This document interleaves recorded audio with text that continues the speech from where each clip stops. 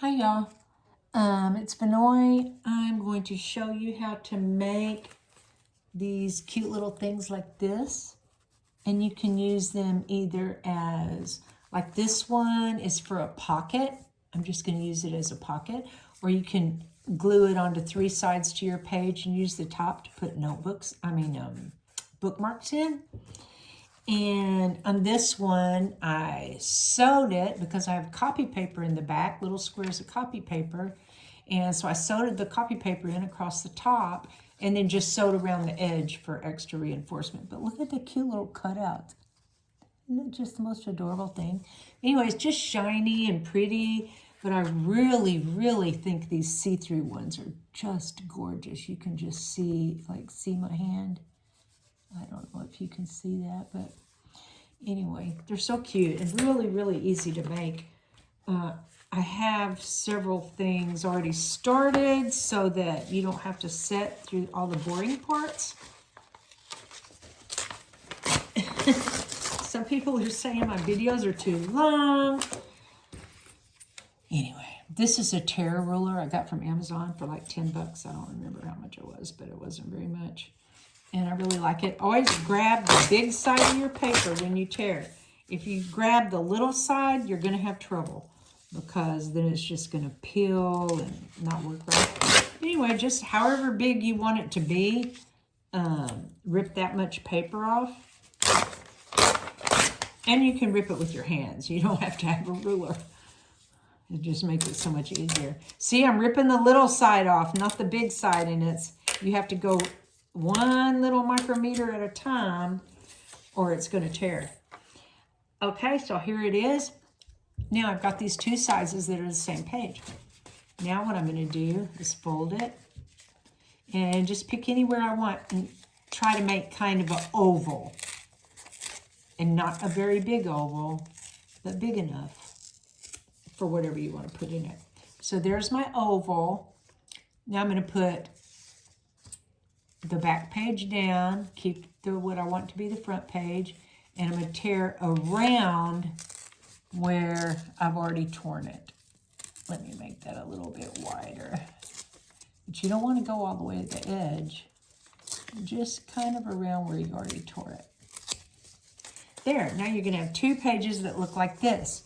This hole on top is bigger than this hole in the bottom, but you really can't see that very well, can you? So we're going to distress it. And luckily, ta-da, I have some already distressed, so you don't have to sit there and watch me distress. Little hole in back is distressed. Big hole in the front is distressed. Pretty easy so far, huh?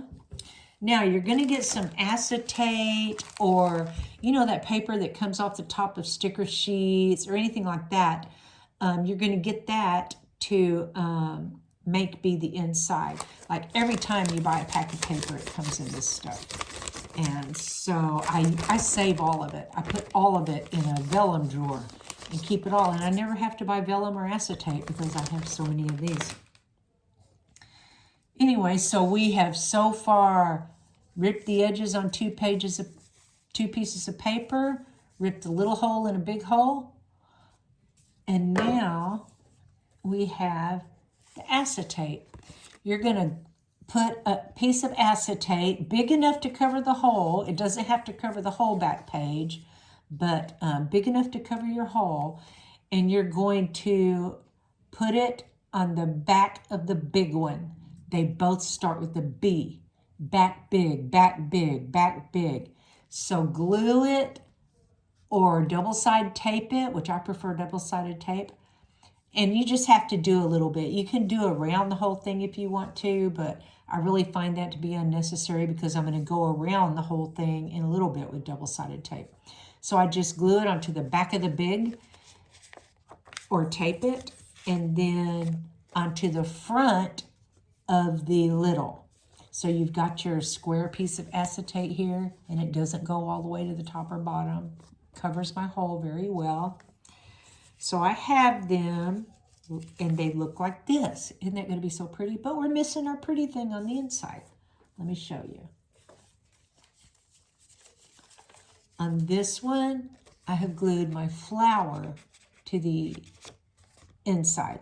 Actually, I just put a piece of double-sided tape on it and put it onto the back of the, to the front of the little, because that's going to be the back page, but it's going to show through your one in the front. So now I'm going to put a piece of acetate onto the back of this one. Actually, I've already done that. And so I have this one here. And then after you get your 2 pieces of acetate paper and your flower glued onto the back one, you're going to put them together. And then I have just got double-sided tape and glued it down on all 4 sides with a double-sided tape. Smashed them together, and there you have it. This one's kind of thick because the acetate in this one was thick. And there, can you see that better? Make sure your words are facing up. And, oh, that's just so pretty. It's just so pretty. Anyway, remember, you can make a pocket out of them or a bookmark holder or sew around it. You can sew around the whole thing. Like, let me find one that's all sewed around. Oh, this one. I've sewed around the top twice, and then around the sides, and then around the big hole. You can even sew around the little hole if you want. And then I have them where I've just sewed around the front hole and just sewed the notebook paper in the back. There's just so many different ways you can do it. I've done it so many ways. You can put so many things in it. And butterflies, bumblebees, whatever kind of journal you're making, a peace sign, a goth symbol, whatever you want, a big cross, put anything you want in there, and it's just going to be so pretty, and people are going to look at it and go, how the heck did you do that? But y'all know, it's very easy. And then you can see when you stick the flower on, it can go the outside of the hole. It doesn't have to all stay in the hole. I have some, like this one, that I've got it all inside the hole.